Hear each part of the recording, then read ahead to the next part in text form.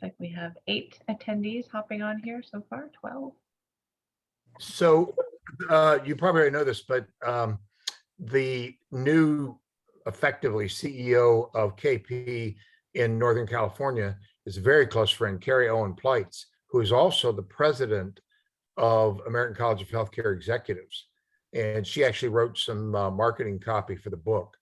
But she's a strong, strong advocate for this work and will be a big ally to those that are in the Kaiser system. That's great to hear.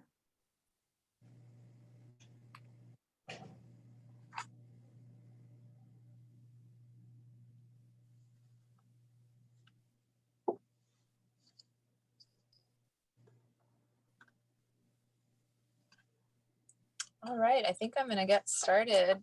Can you hear me, Gail? Okay, excellent. My name is Dr. Roxanne Almas. I'm so excited to be here. This is the session number 2 for our Resilient MD series. We are part of the Santa Clara County Medical Association, and I am co-chair with Dr. Jerry Calloway. Our intention is really to come together as physicians to shed light on how we can basically help support structural changes in a lot of the physician wellness work we're doing, as well as build personal resilience. So I just want to thank you all for coming. We're super excited. We have a huge group. We had our first series in December, and that was led by Dr. Seema Sidhu, and it was excellent as well. So we're really, really excited for today. We have a great speaker, which I'm going to introduce in a little bit. I wanted to start us off with a wonderful intro to get us to kind of bring intention to the room. A former Division I NCAA collegiate team captain, Dr. Gail Wright, led interdisciplinary teams in the pediatric cardiac ICU at Stanford and led national QI collaborative networks in pediatric cardiology for 2 decades. Drawing on all these experiences, Dr. Wright now offers professional development and resilience boosting workshops for clinicians while continuing to practice clinically here at Santa Clara Valley Medical Center. You can actually reach her for individual coaching or organizational consulting at redwoodresilience.com. Gail is a colleague of mine, a mentor, a dear friend. She's brilliant. She's super grounded. She's going to start off, as I mentioned, bringing intention into our spaces, wherever you are, and lead with a wellness exercise. Thank you, Gail. Good evening, everyone. This is a very brief exercise because we know that Dr. Mayer always brings his best for his teammates and his audiences. So let's just take a moment to arrive, letting go of everything that came earlier in the day and whatever else is still to come for later tonight, to come together right here, right now. Let's bring our attention to our hands, okay, and extending our arms out in front of us. And just begin by shaking your hands, just kind of shaking them free, loosening, releasing any tension from keyboards, from the phones, maybe even from surgical instruments all day, loosening them up. And you can have a little fun with it. Roxanne and I are pediatricians. We love to have fun, okay? And then gradually shifting to kind of expanding and folding in the fingers. Dr. Mayer, you can join us here too. Oh, I am. I'm just there. My hands Okay, are below the camera. Okay, gradually shifting, expanding and releasing our fingers. And just noticing the shifts in energy, warmth or cold or different asymmetries of sensation from one hand to the other. And as we're releasing and gathering in the fingers, now slow that motion down. Okay. And next, imagine using your hands like this, passing a ball to a teammate. And then outstretching your hands to receive a pass and draw it in close and hold it. And passing and receiving. And maybe for perhaps some of you, it works better to imagine being an orchestra conductor and keeping time and cueing each section, whatever works for you. Just bringing the full attention to the energetic flow between the hands and the teammates, outward and inward. And now slowly bring your hands to a stop and simply hold your hands in front of you. Taking a moment to look at your own hands and reflect on all the good that those hands have done today. Whether in direct palpation of a patient's liver or knee, or performing a delicate facial surgery, type in a grant for mental health for teenagers, or inpatient holding a daughter's hand at her mother's bedside, letting her know you're present to accompany them. And now moving the hands to your own belly or your own chest, maybe over your heart, bringing that same compassion inward. Allowing yourself to focus here for a moment of self-recognition and renewal.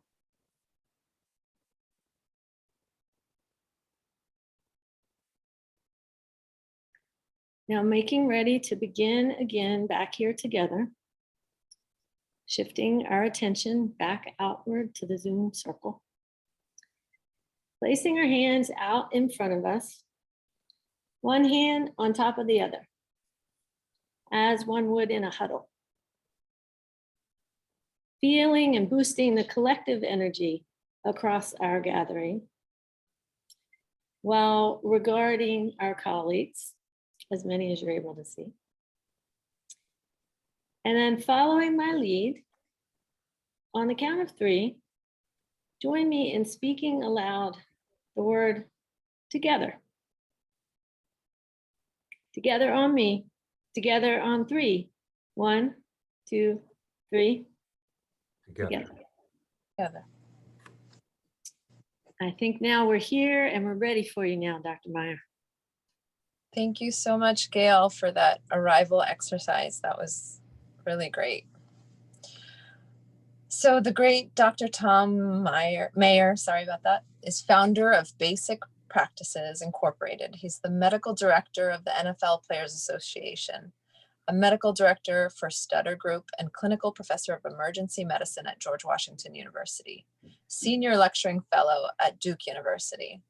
He was named the 2018 winner of the James D. Mills Outstanding Contribution to Emergency Medicine Award, which is the highest honor of the American College of Emergency Physicians. Wow. He was recently nominated to the Pro Football Hall of Fame in Canton, Ohio. USA Today named him one of the 100 most important people in the NFL. Tom Peters, the internationally acclaimed leadership guru, referred to his work as gasp-worthy. Dr. Mayer is one of the most widely sought speakers on healthcare, patient experience, leadership and management, hardwiring flow, for which he's written a book, trauma and emergency care, pediatric emergency care, EMS, disaster medicine, and sports medicine. The list just goes on. His work in each of these areas has resulted in changing the very basic fabric of patient care. And most recently, his book, Battling Burnout, provides the tools to manage burnout in medicine from multiple angles, ranging from organizational, cultural dynamics to system changes to how to bring joy back into medicine. He's going to talk about these topics. Just a reminder, everyone who registered will receive a copy of his book. Dr. Mayer was the originator of the entire NFL concussion guidelines program, and thus has changed the nature of concussion diagnosis and management worldwide. He gives many examples of his NFL experiences in his talks, and tonight he'll make some great connections between athletes and physicians and what we can all learn from each other. All right, Dr. Mayer, let's go ahead and tackle this. No pun intended. Sure. Thank you. That was a gracious introduction, Dr. Almas. I appreciate that. And Dr. Wright, that was a lovely exercise to start this and pull us all into the same presence. So thank you. It was I very much appreciate that introduction. Very generous. Actually, the last time I got introduced, the person who introduced me said, Dr. Mayer is a very humble person about which there is a great deal to be humble. So this was an upgrade. This was definitely an upgrade. So thank you very much for that. I appreciate it. Thank you, everyone, for being on. I am just blown away by the work you're doing and the initiative to do that, to work together as a team, with teamwork skills to be able to make a difference in people's lives, not just as individual clinicians, the way we've traditionally thought of it, but as really teammates working together in a way that transforms who we are, what we are, and the milieu in which we do that, which I think is absolutely essential for reasons that I hope become a little bit more apparent as we move through. And one of the things that I'll tell you, a really central thrust for me, is often surprising to people and occasionally shocking to some, which is that leadership is worthless, absolutely worthless, but leading is priceless. And the reason is that leading is a verb, and not just a verb, an action. It's in the active voice. There is no passive voice of leading. Whereas leadership is a noun. It's a group of slides, a group of images, books on a shelf, which, unless they are translated very practically into leading, are fundamentally sterile. And that includes all the books I've ever written. So just to be clear, I'm not criticizing anyone, but I'm just saying this is an activity that we need to think of as leaders of our healthcare teams. And I'll get into more detail on that. I'm going to share my screen and therefore share my slides quickly and take it to there. So there we go. Do you have full screen? Anybody? Yep, good. So we see our buddy Archimedes here, standing on what looks like a teeter-totter, but really is a lever, and the Roman centurion on the other end. And those of you who know Archimedes' work know that, number one, he was a slave. Number two, he was actually killed by a Roman centurion. So whoever did this cartoon, which was not me, was very witty, because what Archimedes said, among many other things, is give me a lever long enough and I can move the world.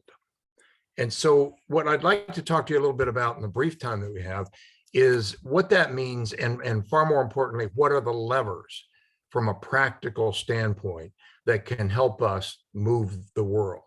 Because as much as we love medicine, medicine has to change. And I'll get into more detail on that. Disclaimers: I write a lot, I read a lot, I talk a lot. The only thing I do well is read. Teddy Roosevelt said, reading with me is a disease. And so it is with me, and so it is for you. I would just say, I'll come to this in a minute, but read to lead. If you want to lead in any capacity, you have to read. You have to understand history, biography, the lives of great men, the lives of great women. More on that in a minute. I don't have a website. I don't have anything to sell you, but hopefully I have a few things to give you that might be a benefit. I'm not on social media. You don't have to like me, but hopefully you'll like some of the stuff that's in here and put it to work. And all of these slides you'll get a copy of. The video, the presentation is being videoed. Use it any way you like. My biggest hope is you would find value in it and want to translate it into the work that you're doing. This is the most important slide by far. That's my email. Ping me with an email, with a question, with a comment, with a way that I can improve the talk, a resource I can get you that might help you in any way, and I'll get back to you. If I don't answer quickly, it means that I'm either on the road, flying to some place to talk to people, or on the phone or on a presentation like this. So make sure you reach out anytime. I have unlimited office hours, so doors open at all times. So my goals are very simple. They're straightforward. Number one, I want you to think about burnout, resiliency, and leading in a radically different way. All terms you've heard before: burnout, resiliency, and leading, but in a different way. Number two, to act on those thoughts within the week, because if you don't act on them within the week, statistically, it's highly unlikely you'll act on them at all. And I don't mean to be pejorative about that, but we've all been to talks, we've all been to lectures, we've all been to seminars, and we come out thinking, oh, that was great. But if we don't do something about it, then all we have is a set of slides, a set of ideas, which erode over time. So act on within the week in a concrete fashion even if it's a very small thing. And third is to innovate, you and your team, to change the system, because we live in the perpetual white water of change. That's a whole talk unto itself, because the environment in which we find ourselves is constantly changing, so that the only constant is change. And therefore we have to innovate both our systems and processes and our culture, more on that in a moment, and ourselves. How fast can innovation occur? Innovation occurs at the speed of trust. Without trust, there can be no innovation, because without trust, there can be no failure. And if you're constantly succeeding in your innovations, you're not really innovating. You're just adopting best practices a little bit faster than the person down the street or across the block or across the country. So build trust within your organizations, and that helps build mindfulness and in the other concepts that we talk about. I had the pleasure of being the command physician at the Pentagon on 9/11, the incident commander for inhalational anthrax and the other crises that Dr. Almas was kind to mention.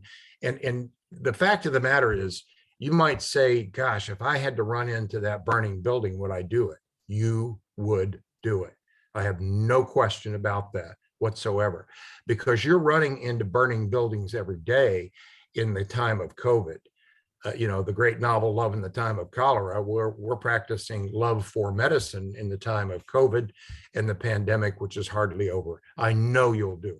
And the question is, how can you build resilience and sustainability and adaptive capacity to be able to do just that? So the book is 300 pages long. This is the book in 33 words, because there's really three fundamental insights that drive it all. Number one, every member of the healthcare team, not just us as physicians, every single member is a leader. Lead yourself and lead your team. Number two, every healthcare team member is a performance athlete. Invest in yourself, invest in your team. My performance athlete are involved in a cycle of performance, rest, and recovery. Your 49ers right now are recovering from the incredible performance they've had in the last several games. And there's a discipline to that. There's a building of resilience in that, so that they're ready for the next time that we go back. And far too few of us are treating ourselves and our teammates as performance athletes. The exercise that Dr. Wright did fundamentally recognizes that as a way of beginning to take a mental presence, use physical activity to say, let's renew and build resilience for what we're trying to do. So invest in yourself, invest in your team. And number three, the work begins within. And some people will say, well, Thom, when you tell me the work begins within, it sounds like you're saying I'm the problem. I'm not saying that at all. You fly on an airplane, what's the first thing the flight attendant tell you? Oxygen mask drops down, put it on yourself before you put it on the other person, because you can't help anybody when you're hypoxic. Just so with us. And number two, just remember it, write it down, say it to yourself every day. Self-care is critical care. Self-care is critical care. That's what I mean by the work begins within.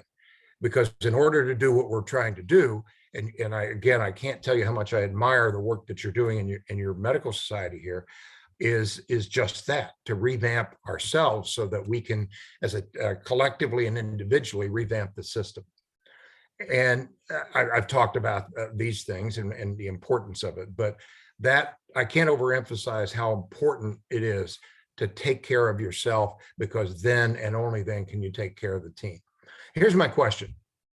Is that you going into work or going home? I mean, it's a serious question. It's a legitimate question, because far too many of us feel that way these days, going home from work instead of going into work.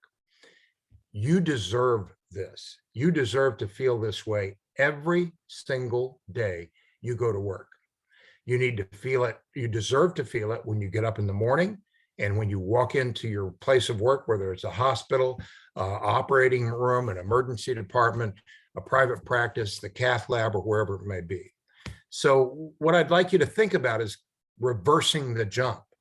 What I mean by that is reversing the jump so that you feel this way both going into work as well as going home to work. You deserve to feel that way going home too, but let's make sure that we feel that way going in.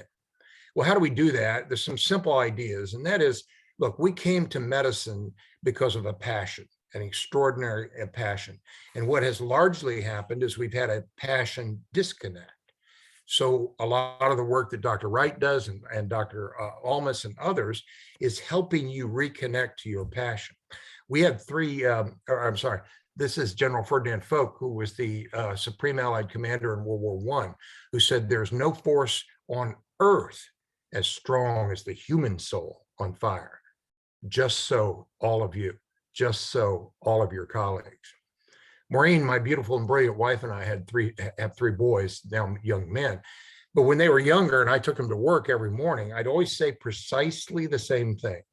One more step in the journey of discovering where your deep joy intersects the world's deep needs. What was your deep joy when you went into medicine? Where has it gone? Has it disappeared? Has it dissipated? Has it eroded over time? And how can you rediscover that deep joy? Because that's the only way to be able to do a passion reconnect. And we won't talk in detail about tools, but you know what? Write a letter to yourself, from yourself. Write a letter to yourself when you were an undergrad, when you were a medical student, when you were a resident, when you first started practice, and talk to that person about what you become and how you intend to find your way back to where you started.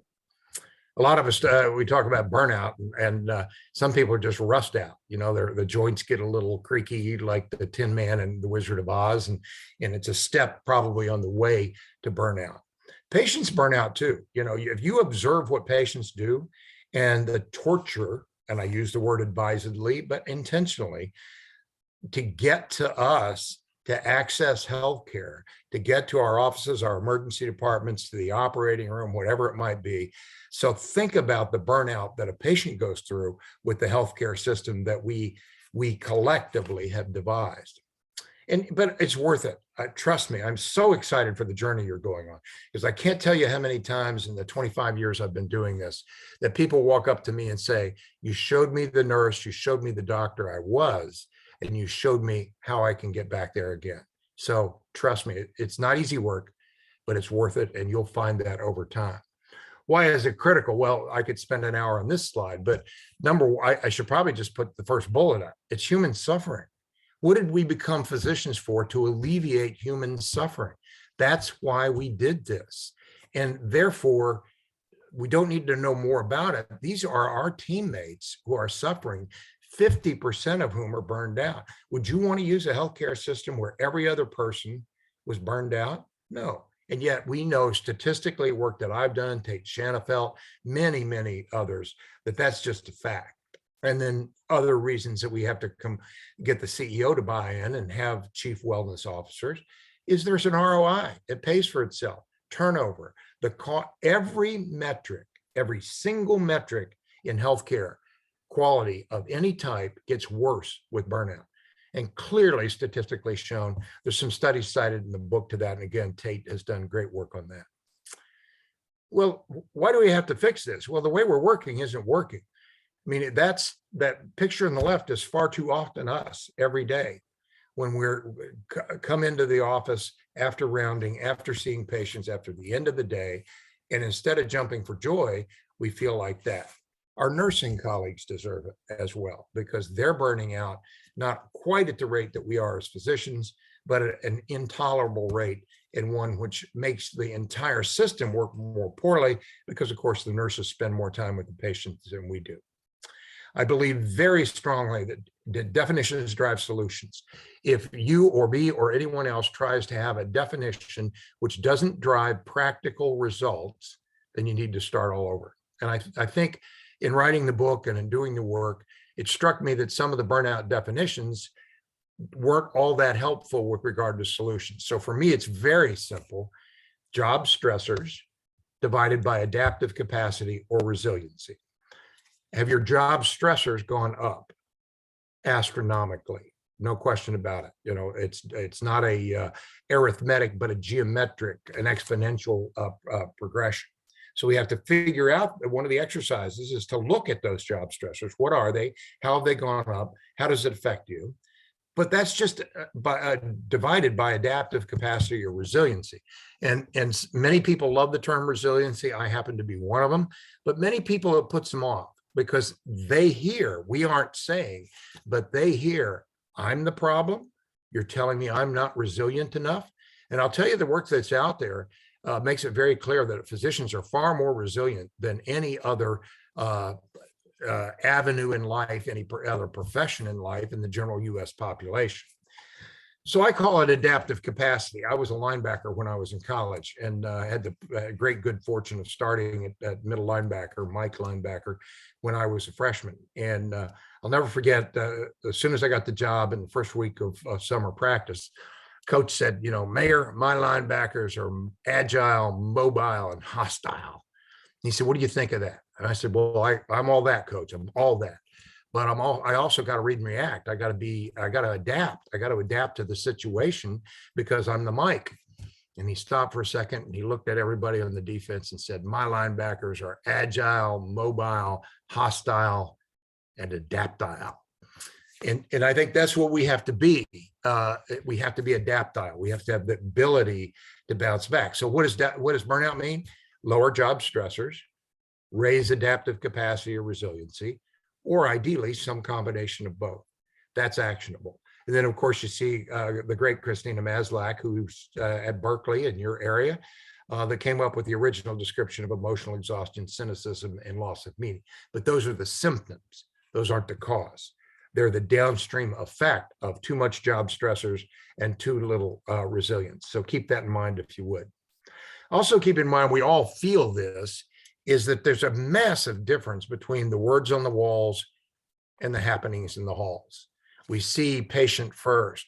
We see all these great mission, vision, and values. And then you see what you see there on the right, and it doesn't look that way. It looks like people are battling each other instead of battling burnout and restoring resilience. So keep that in mind in terms of words on the walls versus happenings in the halls. The great Paul Batalden said, and this is critically important, every system is perfectly designed to get precisely the results it gets. What does that mean? If you don't like your results, what do you have to change? The system. You know, it happens we have to change ourselves in order to have the adaptive capacity to fix the system. So that's why I mean the work begins within. But the system itself is what has gotten us here in the first place. I use this formulation, for better or for worse, three things: a culture of passion and fulfillment, hardwiring flow and fulfillment. And all hardwiring flow means change the systems and processes, meaning stop doing stupid stuff and start doing smart stuff.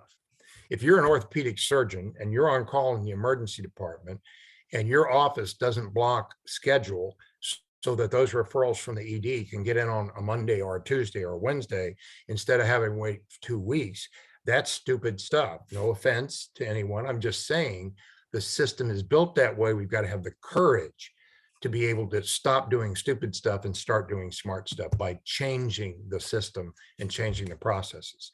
So those upper parts, culture and hardwiring flow, is organizational resilience, which we have to build. Where on the bottom, it's reigniting passion and personal resilience. The work begins within. So that's how the pieces of the puzzle fit.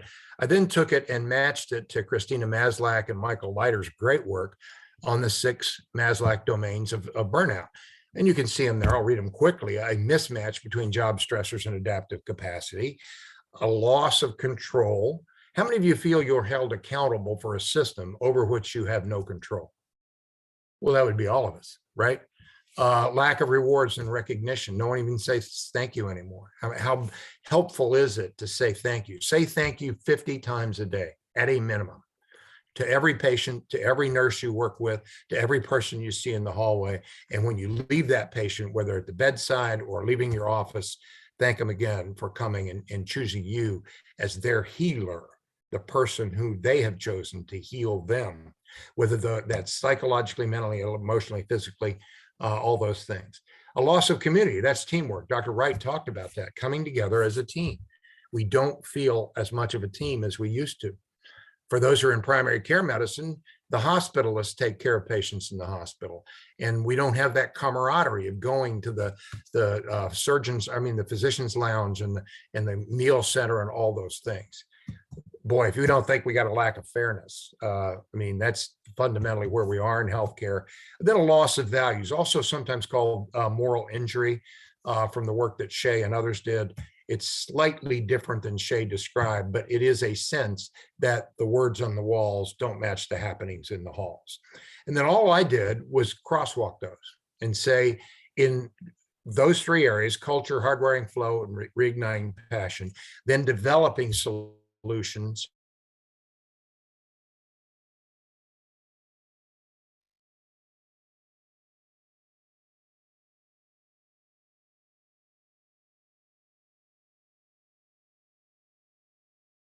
We talked about deep joy, deep needs. But you know what? Let's throw our guilt in the trunk. When you get to work in the morning, open up your trunk and throw your guilt in there, because it is not going to help you in work. It is not. It's going to distract you from the hard work that you're doing. And then the third concept, make the patient a part of the team. You say, we already do that. Really? Does the patient feel a part of the team? Do you tell the patient, you're the most important part of our team? We work together as a team here, but you're the most important part of that team. And there, I make some fairly specific suggestions in the book about that. The solutions vary, as you'd expect, between physicians and nurses. And I'm not going to walk through this for time reasons, but obviously the EHR is a huge issue, a massive, massive issue. And what we have to be careful of is when we hear things like this, which is, that's just the EHR, you've got to get used to it. Well, as I said, we have three boys, now young men. When they were younger and they were doing something they ought not do, Maureen and I would say to them, what's that smell? Well, I think it's your soul burning in hell. No offense meant to anyone, but my point is, when you hear someone say that's just the EHR, you got to get used to it. What you're telling them, they're telling everyone, is their soul burning in hell, because they're saying you're fungible. If you can't do it, I'll find somebody who does, which is kind of like my defensive coach in college, but that's another story. And all I gave you here is 12 different solutions. And the question is, when you do the exercises, just ask people, which part of this are you willing to work on? And a lot of them are going to say, eliminate the pajama time and date night stuff that we go there. So, but there are solutions. Kristen Sinsky has done some great work on this as well, and that's referenced in the book. This is a religious slide, because when you see that many things on a slide, you go, oh, Lord, he's not going to read that, is he? And I'm not. I'm just showing that there's 22 different discrete solutions, and we cover all of those in the book. And I'm comfortable saying that because you get in the book anyway. I'm not trying to sell you the book. So that's the only reason I keep referring to the book. But I do have a significant amount of hubris as well, as you can probably tell from this talk.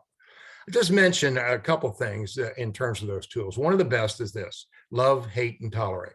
Simply sit down, both yourself and sit with your partners, sit with your teammates, and take a few moments to reflect. What do you love? What do you love about your job? What is your deep joy about that job? What do you hate? What are the things you just hate? You know, date night, pajama time, whatever it might be. And what do you tolerate? And then think about practical ways in which, remember what I said, think, act, and innovate. Think, act, and innovate. Act to maximize what you love. If you hate it, try to eliminate it. Now, I hate the EHR. Can't eliminate it, but you can eliminate some of the effects of it by doing the hard work that's involved with that, and learning from others who have done it. And then what you tolerate, you minimize. I'll just tell you a quick story at the risk of time. We did this with our EVS, our environmental services people. I would call them housekeeping back then. This has been 15 years ago. And the Earl, who was the head of housekeeping, reported to the entire leadership team at Nova Fairfax Hospital, which is my clinical home. And he got up. He's a very soft-spoken African-American man, but one of the wisest guys I've ever met. Said, you know, Earl, what did you find when you did the love, hate, tolerate tool? And he said, well, what our people love is when somebody looks them in the eyes and smiles and said, thanks for being here today. Thanks for giving me a clean place to practice. Thanks for cleaning up that trauma room with all the blood all over it. He said what they hate is when people, I'm sorry, this is a little hard for me to say, when people just walk right by them. They don't look at them. They look at their phone. They pick up their Spectre link. They look at the floor, and they just don't even recognize that they're there. And he said, frankly, everything else we just tolerate. And if I told you there wasn't a dry eye in the house, I'd be correct.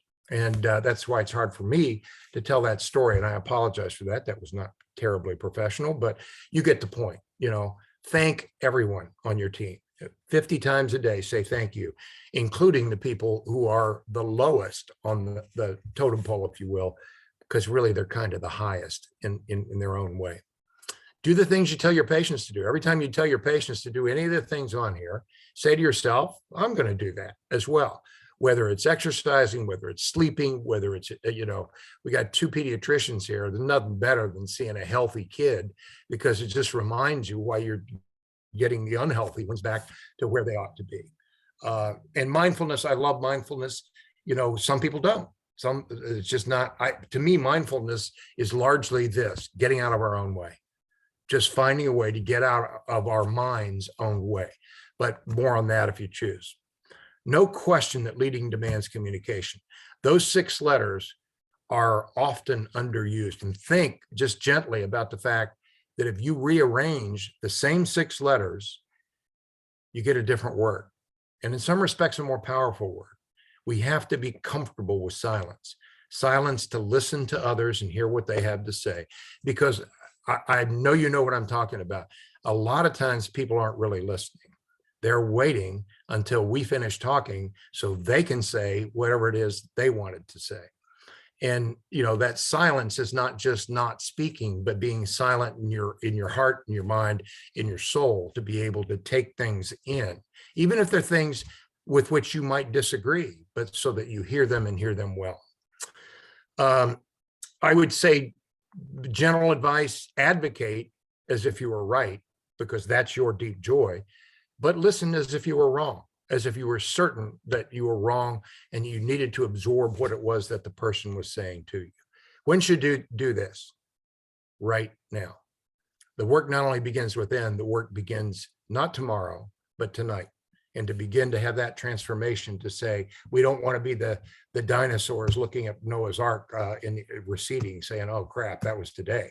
We got to get on the train and lead, because we have to have that courage. Now, in the 1950s, physics was what biotechnology is these days, which is the cutting edge of science by far. And these 2 men, the one on the left is Wolfgang Pauli, and the one on the right is Niels Bohr. And in the summer of 1958, Pauli presented a unified field theory to Columbia University with all the greatest physicists in the world in the audience. And when he finishes, sat down. At the time, Niels Bohr and Einstein were the greatest minds in physics, widely considered to be so. And Niels Bohr discussed Pauli's theory and the paper he had just presented. And what he said was this: we all agree that your theory is crazy. The question which divides us, is it crazy enough? Here's my question. Are you crazy enough? Are you crazy enough to disrupt the system, to disrupt the current ways in which you're doing things? Because if you're not, go get crazy, because it takes crazy to innovate in a way that we need to revamp and revise our systems. This is a great George Washington Carver. I love that picture. I actually asked the George Washington Carver archives where it came from, and they said, we've never seen it before. So it's something that they had never discovered. But he said, how far you go in life depends upon, that's a pretty good exercise right there, isn't it? What would you put down? Patients per hour, you know, revenue per patient? I don't think so. Because here's what that great man said: how far you go in life depends on your being tender with the young, compassionate with the aged, sympathetic to the striving, and tolerant of the weak and strong. Because someday in your life, you will have been all of these things. Ladies and gentlemen, every day in your life, you get to see all of those things, because you're a doctor, because you're a healer, because people come to you in need of all the things that you see here. We all remember the myth of Sisyphus condemned to roll the boulder to the top of the hill only to see it roll back down. And we sometimes talk about the struggles, but the pandemic has been a Sisyphean crisis, a Sisyphean thing that we have to go through.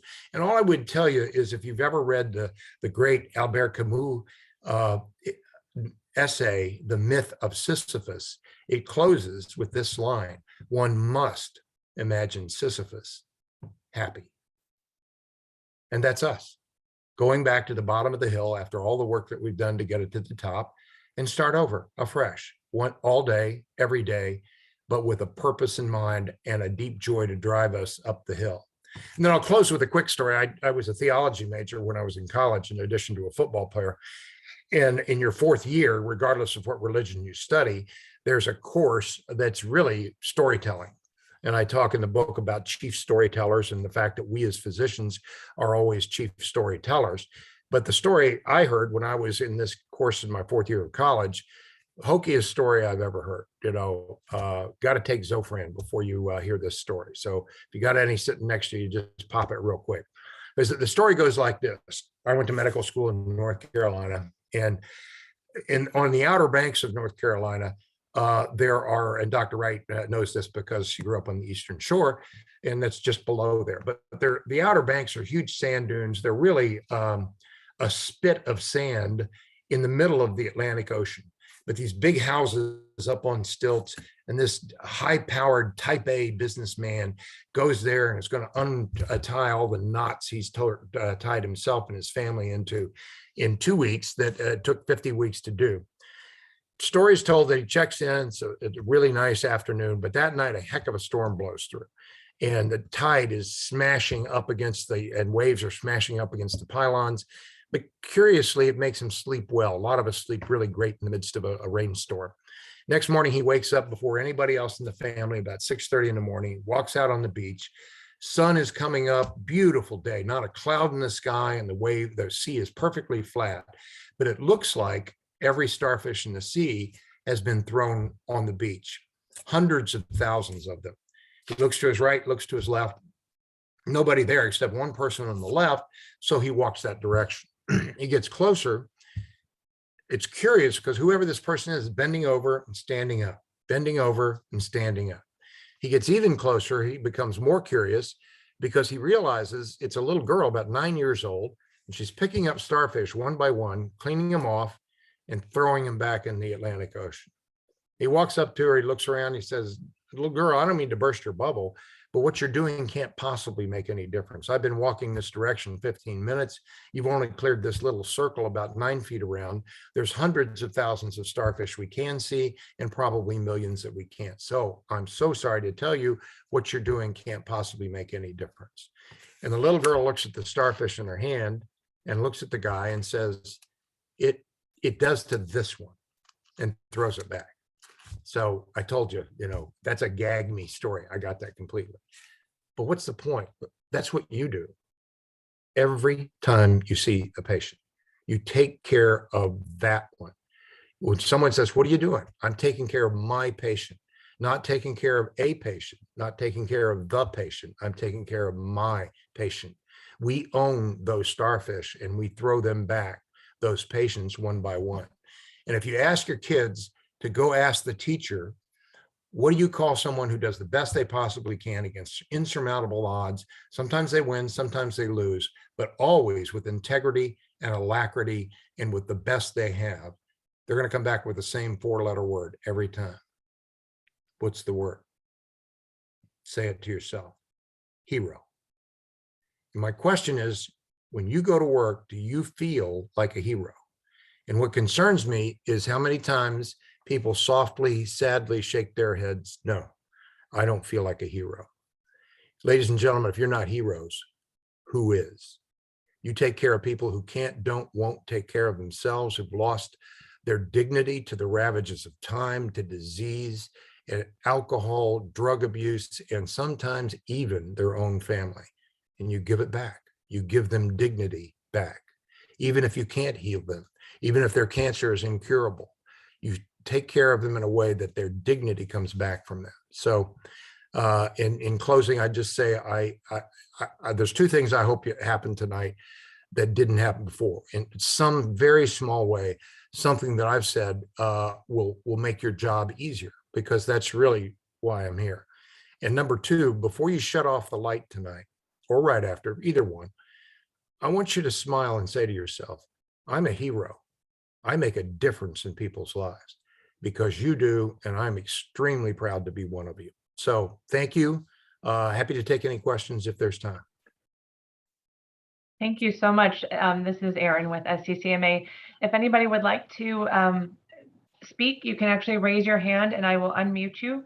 You can also type in a question to the Q&A box, and we'll take those as they come in. But I know Dr. Sidhu had something to share, so I've unmuted her. Perfect. Thank you so much, Erin. And thank you so much, Dr. Mayer. This is, you don't have to hear it again from me about how much I adore listening to you and your advice. There's so many things that I think we can definitely put into action in our facilities, in our departments, and bring back that meaning, that joy and meaning that we set out to achieve in our practices. But one of the things, when you brought up the EVS story that you were telling us, it's strange. Today, we have started this year, everybody's going through the most latest surge. I think it's the 5th or the 6th. So you forget the count after the 3rd one. But basically, so what we started in our facility is to have a breakfast grab and go for our physicians so that they start the year right, start the day right. And this morning I walked in with the vendor to make sure that everything was set right, was set up for the physicians before they came in, and the EVS happened to be there. And they were cleaning and setting up the room. And I, we of course thanked them. And I said, why don't you get some breakfast too? Here's your coffee, here's your breakfast, grab it. And they kind of looked at me surprised and said, for all of us? And I said, yes, for all of you. And if you have somebody who's not here, have them come in, grab the breakfast, start the day right. The joy on their faces was priceless. And I realized in the moment that, there's so much behind the scene work that is going on in the hospital, and EVS has been doing all this work without complaining. Same thing with security guys too. We had the team come in and pick up their breakfast as well. But this is something that we decided we're going to do routinely now as a thank you to all of the unspoken heroes behind the scenes. Just wanted to pass that on to you. Learn from you. Thank you, Seema. That's beautiful. That's absolutely beautiful. And obviously the work we all do together and collectively is just that, a catalyst to give ideas, to think about things, to observe what it's like to be, EVS, to be security. And, I'm stating the obvious, but those simple gestures like that, join us for coffee, have a donut, the cardiologists give them eggs and bacon and things like that. But that was a joke. Those of you who got that, thank you very much. But it goes everywhere. Telling the security guys, thanks for keeping us safe. Because that's what they are. They keep you safe. That's why they took the job in the first place. And the great poet William Butler Yeats said, there's some one myth for every man, which if we but knew it, would tell us all that he did and all that he thought. And you should have said, well, for every woman or for every person, but that's not how old Irish guys talked in the 1800s. But you get my point. And those security guys, their myth is they take care of people. They watch over people. So I love that. Thank you for sharing that story.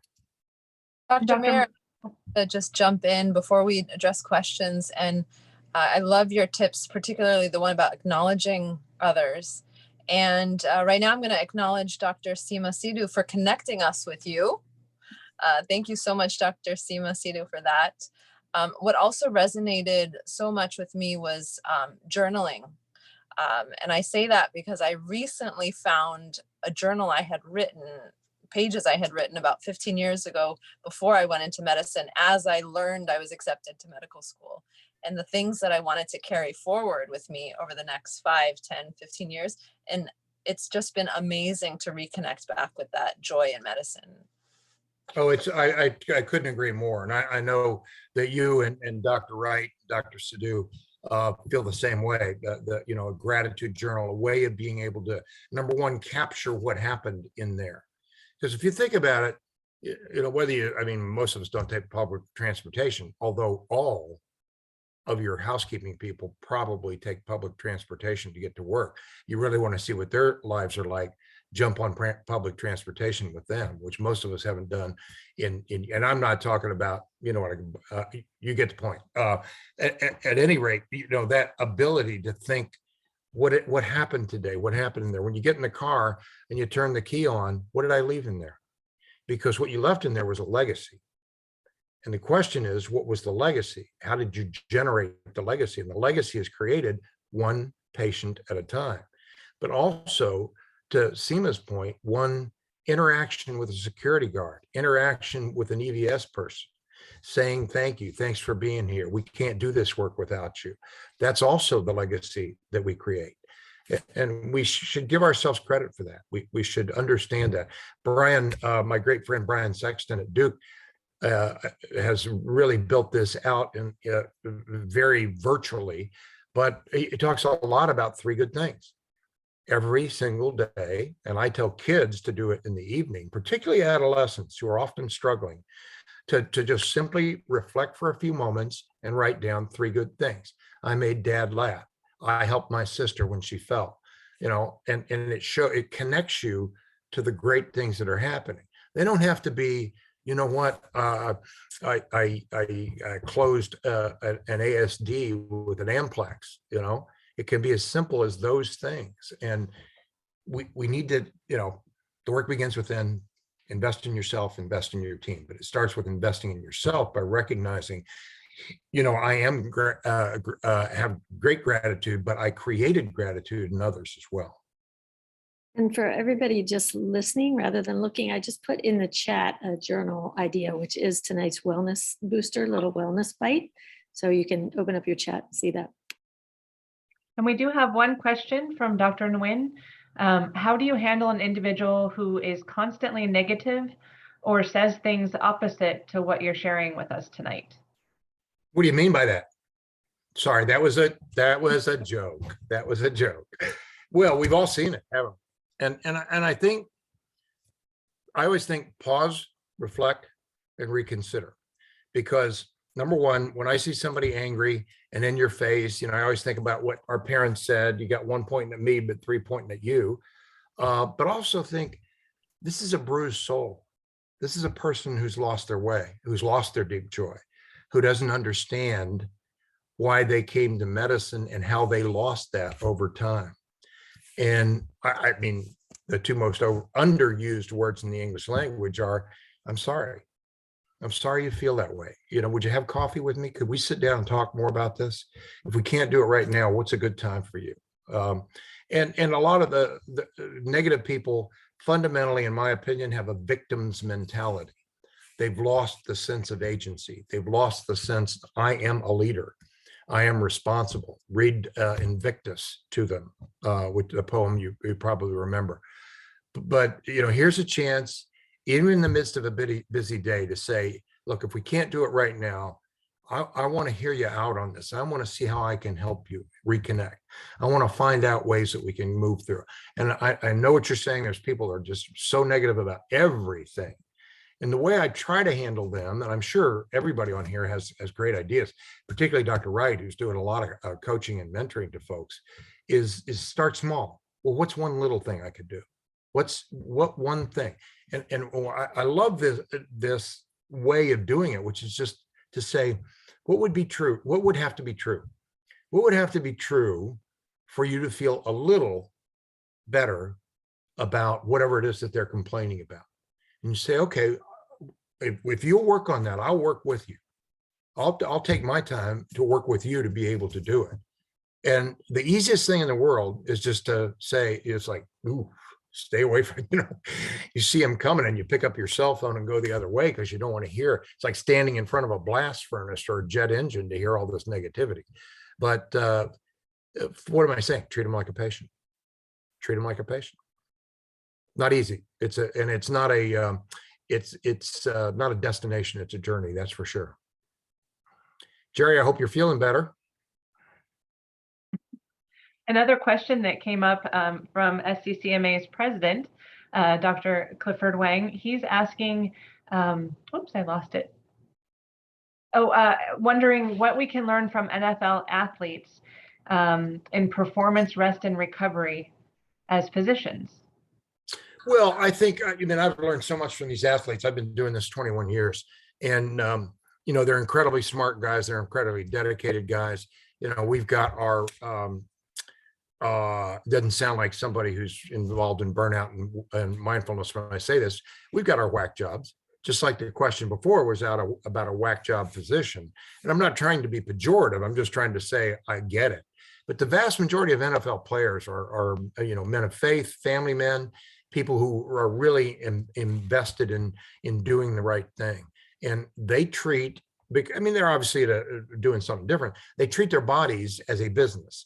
They treat their bodies as a temple, meaning that, they may have alcohol abuse or drug use is really actually very uncommon in the NFL.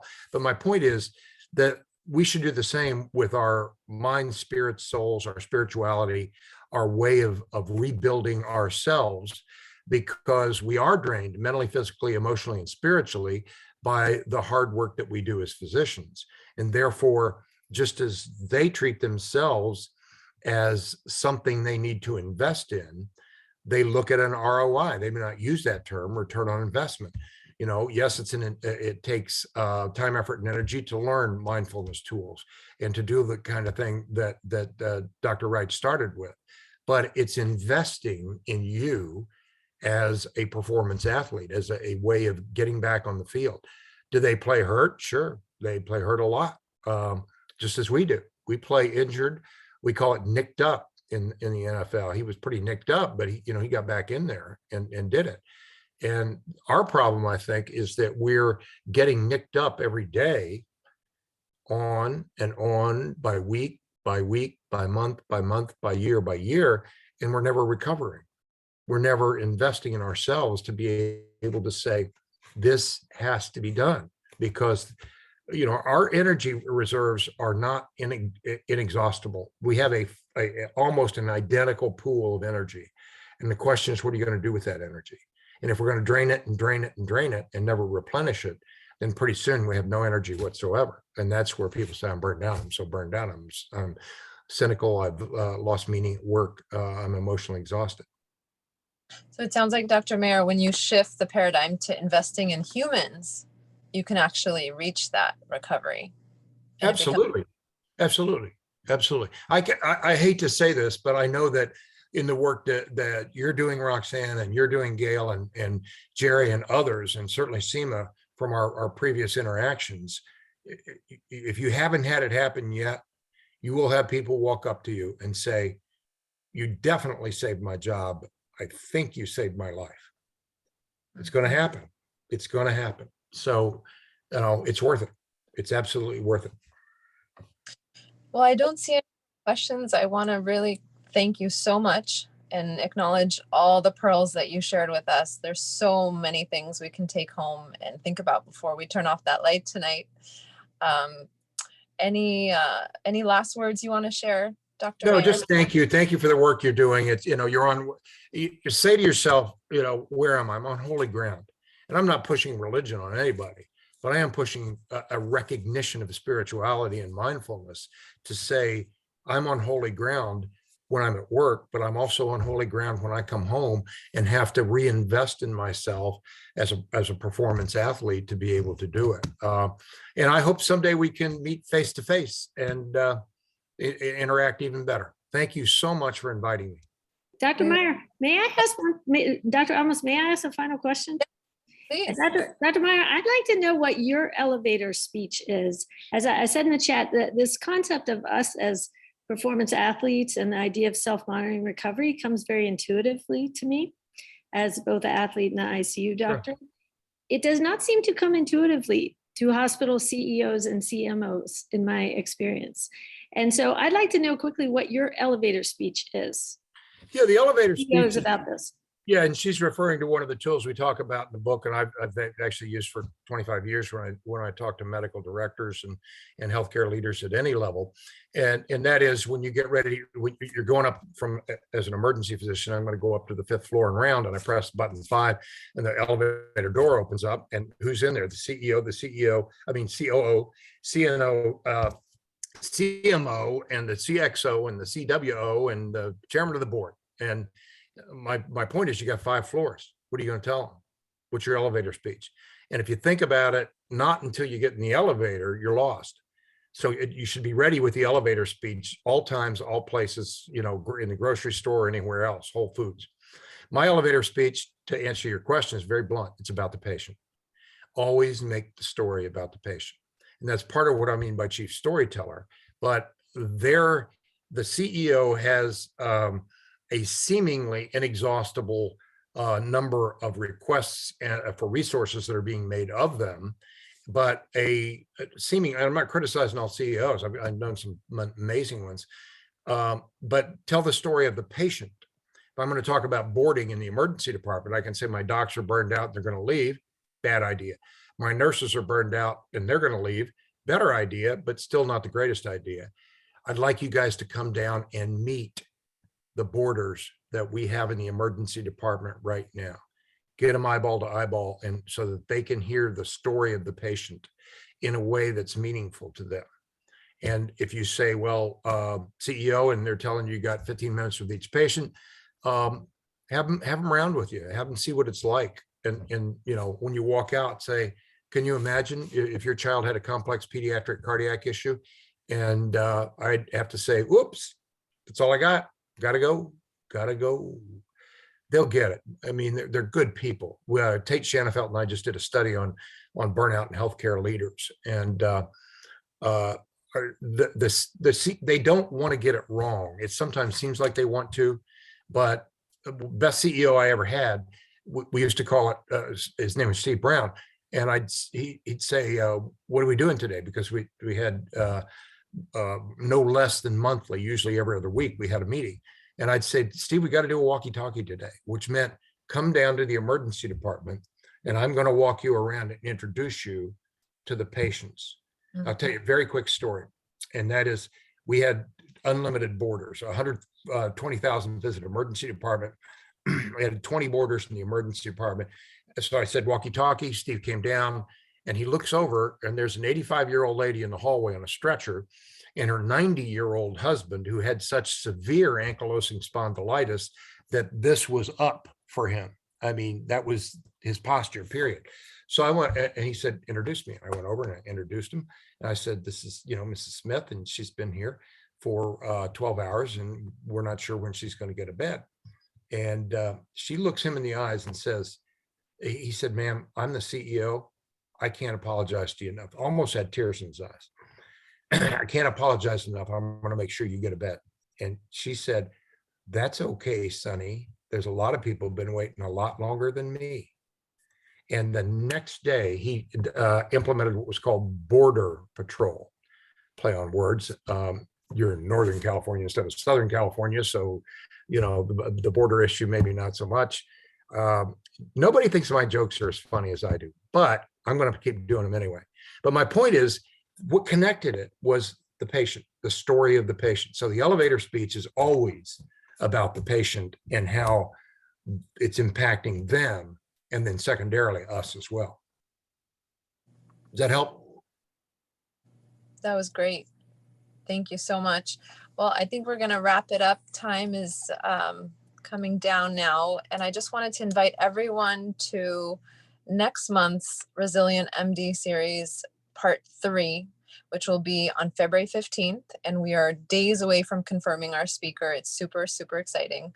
And then we'll have one as well in March, on March 15th. So put those in your calendar. And thank you again so much, Dr. Mayer. Thank you, Dr. Wright. My pleasure. Everyone involved. Really appreciated this tonight. Thank you. Thank you.